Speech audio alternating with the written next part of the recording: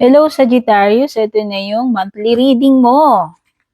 Pero kahit lumipas yan, petsa na yan sa title, kung kailan makarating sa'yo to, ito ay timeless reading din naman, kagaya po ng lahat ng readings ko rito. Thank you so much sa iyong time, Sagittarius, para manood ng reading ko bago ka man dito or matagal na. Thank you sa patuloy na support at pagsubaybay.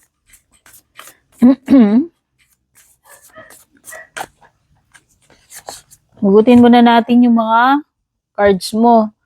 So, unang card mo ay communication. Napakakit naman ng tiger na yan. Communication.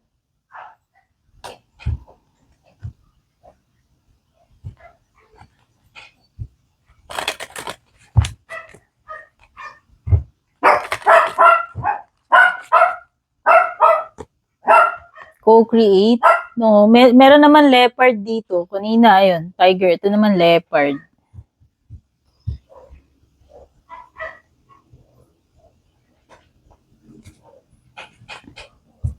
Baka mahilig ka sa feline, mga pusa, no?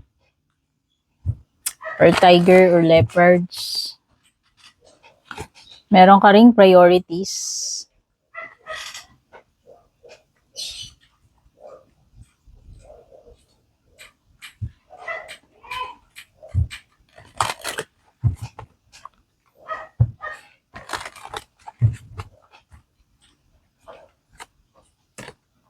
Opportunity. Wow! Ganda naman. Tingnan mo kung gaano kaganda yung ano.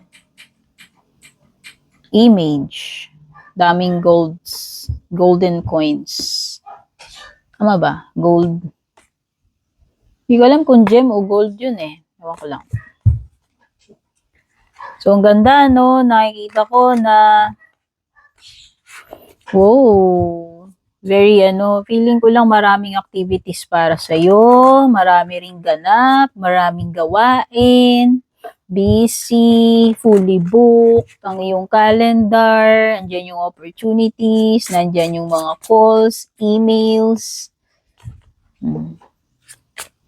So, feeling ko lang very productive.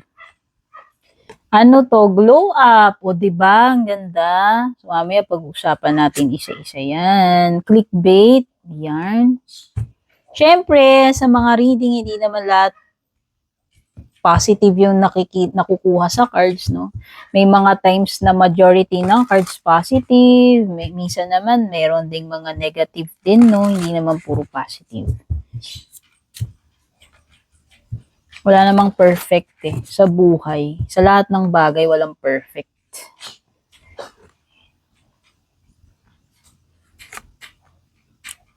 You lost me, what if? Yan yung mga cards para sa iyong love life mamaya. Pag-uusapan natin yan. Kumuha tayong tea leaf cards para sa ibang paparating sa'yo.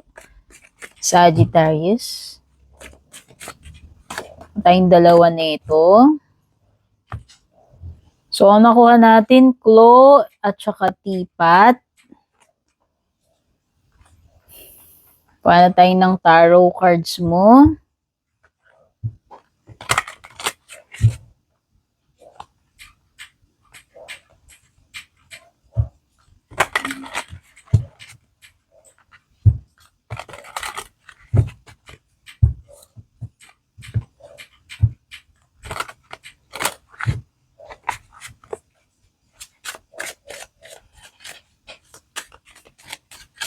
Yung mga interested sa private readings ko, guys, fina-flash ko dyan sa screen. Pwedeng sa mid part ng video or bago matapos yung reading. Okay? At thank you nga pala dun sa mga nag-like, follow, nagsusubscribe, mga generous na nagpapadala ng stars. Yan. I super appreciate it po lahat ng forms ng support na binibigay ninyo. God bless po sa inyong mabuting mga puso. Okay, mga signs na lumilitaw dito sa mga cards mo. We have Leo. Yeah, may mga fire signs dito. Particular Leo, pero pwede rin namang may Gemini or Merong Sagittarius, Aries. Lovers is Gemini, pero pwede rin may ibang air signs like Gemini, Libra, Aquarius, Libra. At pwede rin may mga water, Cancer, Scorpio, or Pisces. Okay? So, punta na tayo dito sa communication card, yung pinakaunang oracle card mo. Nakikita ko rito, communication, co-create, priorities, tsaka opportunity. Kaya nga nakita ko na kanina na parang marami kang gawain, no? So ano tong sinasabi sa priorities? The quality of your life is determined by how you spend your time. Make sure your schedule reflects the life you want. Yun lang, no? So nakikita ko kasi dito very in demand ka. So sabihin kung marami kang clients, kung meron kang mga negosyo, product, services, no? Kumbaga patok na patok ka, no? Halimbawa, parang ako, reader ka rin. So, feel ko lang puno yung calendar mo. Ayan, no? Puno ka ng mga ganap Puno ka ng mga bookings, schedule. So, whether mga meetings yan, mga clients mo. So, nakikita ko na very, very, very busy itong month na ito. So, ang kagandahan doon, marami kang opportunity para kumita. Kasi very productive ka Andyan talaga yung opportunity. So, for some of you, kung wala pa kayong job, pwedeng itong month na ito is maraming openings. No? Kumbaga, andyan yung mga opportunity na pwedeng yung i-grab. No? Mag-apply kayo, punta kayo sa mga job fair or kung ano man yan. Basta may opportunity na darating sa'yo for this month. Andyan yung co-create, no? Andito yung nakikipag-co-create sa'yo yung divine. Ito yung mga opportunities, synchronicities, yung mga perfect timing, no? Kaya kung ako sa inyo, ito talaga yung time na ma-maximize ninyo yung opportunities ninyo. Andyan yung makaka-receive kayo ng mga phone calls, emails for interview, nandyan yung mga offers, nandyan yung mga inquiries, no? So, ang daming pakikipag-communicate. Very active ang communication lines para sa'yo, Sagittarius. Whether ito ay sa personal, sa business, or sa, anong tawag dito? Connections mo. Kaya lang nga sinasabi kasi dito, oo nga, very in demand ka. Pero kasi depende naman sa'yo kung ito ba talaga yung goal mo? Ito ba talaga yung klase ng buhay na gusto mo? So, depende kasi yan. Kasi, pwede kasi ang nangyayari, puro ka na lang trabaho. Sobrang focused ka sa pagkita ng pera, sobrang focused ka dyan sa mga goals mo, sa mga activities mo, hobbies mo, sa mga ginagawa mo. No? Kumbaga, yan ba talaga yung priority mo? Or kung ano man itong mga kumakain ng oras mo, is this really the life you want para sa sarili mo? So, depende na yan sa inyo. Okay? Make sure lang na yung pinag-spendan mo ng time mo, nire-reflect ko ano ba talaga yung buhay yung direksyon na gusto mong puntahan nitong buhay mo. Okay? Yun lang naman yun. Parang, nire-remind ka lang naman dito sa pagiging busy mo. Kasi pwede yung iba workaholic na kayo. Syempre, lahat ng bagay na sobra is unhealthy. Kapag wala na siya sa balance. Parang lang naman yun. Reminder. Okay? So, nakikita ko lang na magse-set ka ng mga priorities. And most of your time mapupunta sa productivity. Kaya nga marami kang gold char. Ang dami mong ang dami mong ganap. Yun. So, ano pa, paparating sa iyo? O, meron daw ditong friendship. Deep friendship with someone of the same sex. Oh, malalim na connection. Malalim na bonding or friendship with someone with the same sex. Be careful and do not take risk daw. Umiwas muna sa mga mga masyadong mga risky na kung ano-ano diyan. Okay? May mga time na magte-take tayo ng risk pero parang itong timing na itong month na to parang sabi wag mo nang mag-take ng mga risks. Okay? Sagittarius. So ngayon sigurista mode muna tayo ngayong month na to. Okay? Ano pa? Meron kang glow up, 'di ba? Self-improvement, finding your confidence, personal transformation better than ever. Mukhang may glow up sa'yo ngayong February or kung kailan mo man mapanood ito sa Sagittarius. Yun nga sabi ko nga, very in demand ka, di ba? So, ano sabi ko? Very productive ka. In demand ka sa negosyo man yan, sa trabaho, or even sa love life. Baka yung iba, very, kayo ngayon, very stunning, ang daming na-attract sa inyo, napapansin kayo. Kasi nga, nag-glow kayo eh. Inside and out eh. Pati yung kaperahan nga ninyo, nag-glow, di ba? O yun yung nakikita ko. Basta merong glow up para sa'yo. So, good news yan. Clickbait, ano to? Ito yung mga pakagat. kung kakagatin mo tong mga clickbait na ito.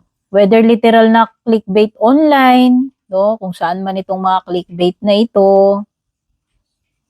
Ito yung mga trap or patibong sa Tagalog. Yung tipong maeengganyo ka, yung tipong makukumbinsi ka, yung tipong mapapasubok ka, alam mo yun? Mapapaano ka nga eh, makakagat. So, yun lang. Be careful lang kasi yung iba dyan. Mamaya mo mga person na sa'yo, i-charm ka, a-attracting ka niya ng mga ganito. Tapos, kahuli-hulihan, empty promises lang pala ang laman. Ano mo yun? Maganda lang yung, kumbaga sa regalo. Char. Regalo talaga yung naisip na example. Ang ganda-ganda ng packaging, product or something. Basta ang ganda ng balot, pero ang laman pala sa loob, nakaka-disappoint. Alam mo yun? Pwedeng ganun eh. Could be anything na ang ganda nung outside appearance niya or image niya, pero deep inside pala disappointing. Okay, relationship man yan, mga bagay, no? Ano na tayo, love life mo. O, ito ay para doon sa mga may ka-connect, may love life. Kung wala kayong love life, ano pa? Di wala. Hindi para sa inyo yung reading. Okay? Doon sa mga may mga ka-situation, may ka-connect, ka-relationship. Ano yung unang card mo? You lost me. Pwedeng energy to ni person mo or energy mo. Oh, final straw. Self-respect, power mo. What if, regret, overanalyzing. Ayun. So, meron na ditong bibigyan na ng ultimatum. Ay! Kabayo. Hulog. Char, wait lang. Pulutin ko.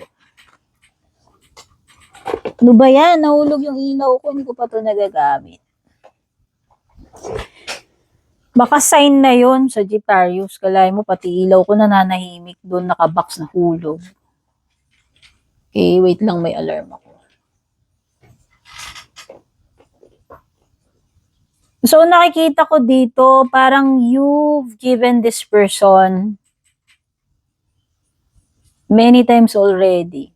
Many chances already. And parang na-feel ko, magde-decide ka na, nabigyan na lang ng ultimatum tong tao na to. Kasi pwedeng, fed up ka na, nasagad ka na, pagod ka na. Pwedeng na-realize mo na hindi mo deserve yung ganitong klaseng relationship. Pwedeng na-realize mo na nawawalan ka na ng self-respect. Kaya ang gagawin mo, bibigyan mo na lang siya ng final straw or final chance. After neto, kung hindi pa rin siya magbago, alam mo yon, babush. O diba, you lost me. Yun yung energy mo eh. Parang naghihintay ka na lang ng mga, ng kung hahabol pa ba tong person na to na magbago siya. Okay, so yan, feel ko lang is magbibigay ka na ng deadline or ultimatum dito sa connection na to sa person na to. Kung hindi pa rin mag-i-improve, well, babush. Yun na lang yun. What if? Regret over analyzing. So, may mga feelings of regret dito. Pwedeng si person mo magkakaroon ng regrets, no? Or pwedeng ikaw din naman nagkakaroon ka ng regrets sa sarili mo. Bakit? Bakit ka pa umabot sa ganitong point na nasagad ka, naghintay ka, no? Pwedeng mga ganun, or bakit mo pa na-meet tong person na to, puro disappointment lang paling mapapala mo, yan. So, may mga regrets. Pwedeng may mga bagay dito na may mga wrong move, wrong decisions, hindi magandang outcomes, kaya maaaring magkaroon ng regret in the future, no? So, let's head on dito sa iyong mga tarot cards. Okay, hindi ko na maitaas to guys kasi bawal yung nakaburles. Etong batang walang damit, takpang ko na lang din. So, nakikita ko talaga meron ng mga pagka-cut off dito. Meron ng mga bibigyan ng meron ng situation dito na i-end na, magde-decide na para tapusin. Yun yung mga nakikita ko. Haharapin, i-deal with na. Kung nagkaroon man ng procrastination dito before, kung nagkaroon man dito ng pag-iwas or pagiging tawag dito, pag-i-ignore ng mga signs or red flags, nakikita ko, finally, i-deal with na yan. Magkakaroon na yan ng ending or closure. Haharapin na, tatapusin na, isi-settle na. So, yan. So, in general yan. In general or in love life, saan po kayo nakaka-relate? Ayan magkakaroon na ng clarity dyan yung sun card. So, nakikita ko rito, bibigyan na talaga ng ending, ultimatum, ng deadline.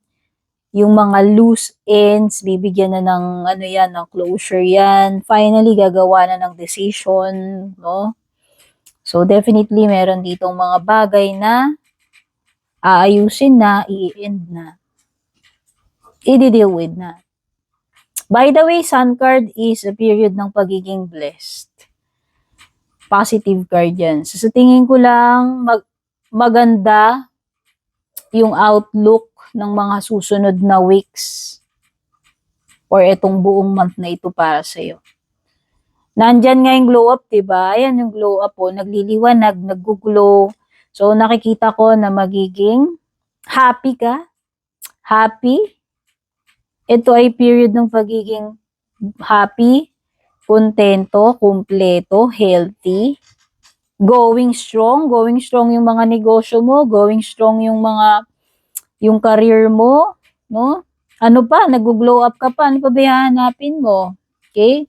Meron lang talaga mga pagfo-fall out dito pagdating sa mga connections mo. No, pwedeng sa romantic yan. Kasi nga, so, nakikita ko rito is, pwedeng may mga pag-i-end ng partnership, romantic connection. Merong pag-fall out of love yung iba rito. Meron ng mga connection na magwa-wind down, huhupa na, or even mag-i-end. Okay? Tapos na yung period ng paghihintay, hindi ka na maghihintay, hindi ka na magpuput up sa BS netong tao na to or mga tao na to na nakakadil mo. Alam mo yon, sabi ko nga last straw na, nasagad na yung pasensya mo, nasaid ka na. So, ito na yung pinaka-deadline ultimatum niya, apply mo na yan in general. Talagang magtutuldo ka na dyan or magsiset ka na ng boundaries or pader kung kinakailangan. I-apply mo na yan. Actually, i-apply mo na lang yan eh. Yung mga changes na yan eh. Okay? Hindi ka na magtitiis. Tapos na yung era ng pagtitiis para sa'yo. Siguro. Siguro nga talagang na-fed up ka na. Yun na yun. The Lover's card is a major decision na gagawin mo. Hindi ko na may tataas yan kasi nga walang damit yan. Tinakpan ko lang ng crystals, no? So, nakikita ko this is a major decision. Mapa sa career mo man yan, mapa sa family ninyo, or mapa sa relationship. Gagawa ka ng pagpili dito.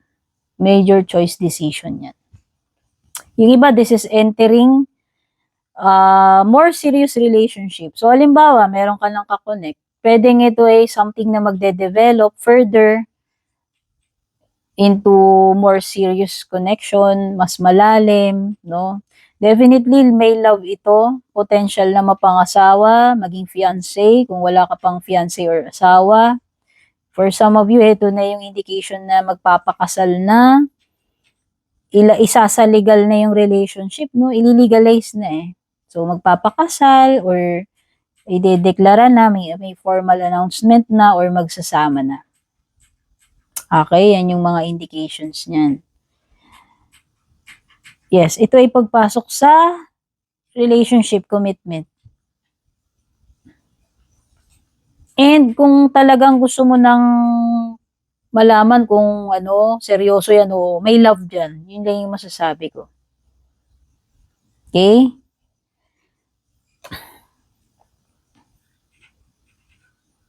Knight of Cups, ito na yung sinasabi ko kanina. Hindi mo yun na-expect na parang huhupa itong connection na to.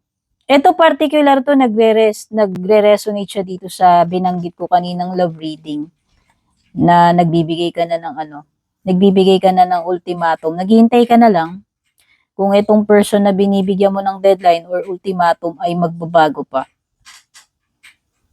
Kasi parang nakita ko na rin eh,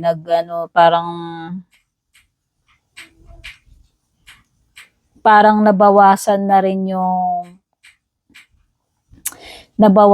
na yung pagmamahal dito sa relationship na to. Kung nauna man yung person na yan na nagbago. Meron kasi something dito ng una, parang ang sweet-sweet, alam mo yon. Pero parang nagkaroon ng pagbabago eh. Pagdating doon sa energy ng person na yun. Parang hindi na ganun hindi na kagaya nung una. So yun. Ito lang ay hindi mo in-expect na magbabago siya or ang bilis niyang magbago sa'yo. Okay? So, kuha na tayo ng mga closing messages.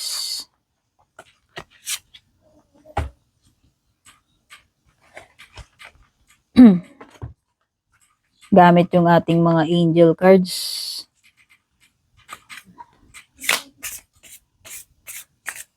By the way, meron akong private reading. Siningit ko lang itong aking reading na ito. After nito, meron akong video call reading. Sayang yung time habang naghihintay, kaya magbabasa na lang ako, no? So, hugot muna tayo tapos i-close na natin tong reading mo, Sagittarius. By the way, kung mahilig kayo sa mga numbers, yung mga nakikita ko lang sa cards, yung mga numbers na pwede ko ibigay. Number 11, number 40. Dalawang number 40. Isang 11. 19, number 2, number 9, number 6. Okay? Yan lang. Yung mga numbers sa cards lang yung pwede ko ibigay sa inyo. So, ito na yung mga closing messages mo. Be in the present and dream of the future. When we dream, everything is possible. So, everything is possible Sagittarius, itong month na to, nasa faith mo na lang talaga yan. Nasa kilos at paniniwala mo na lang talaga yan. At ano pa, lifting the spirits of others will do the same for you. Compliment others, put their insecurities to rest, remind them they are worthy of love and respect. So, yan yung mga messages for you, Sagittarius. Godspeed, babush!